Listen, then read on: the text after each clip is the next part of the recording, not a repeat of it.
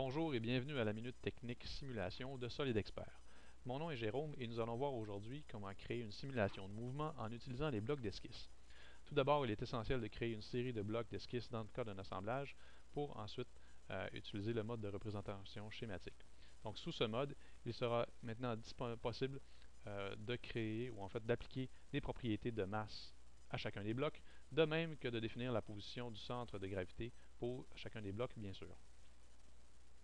Une fois sorti du mode de représentation schématique, il vous est donc possible de définir des fonctions de motion, comme par exemple, dans le cas actuel, nous allons spécifier un moteur linéaire pour représenter l'action d'un piston qui va donc lever le coffre en fin de compte du camion que nous avons ici, en l'occurrence parcourir une distance de 22 pouces sur un temps de 10 secondes.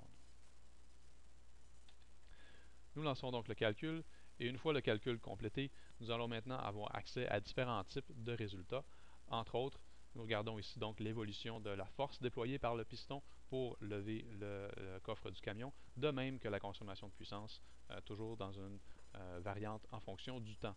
Donc, les blocs d'esquisse peuvent être une fonction très utile pour réaliser des analyses de mouvement plutôt que de toujours utiliser une géométrie 3D, donc une façon plus rapide d'obtenir des résultats. Merci pour votre temps et bonne journée.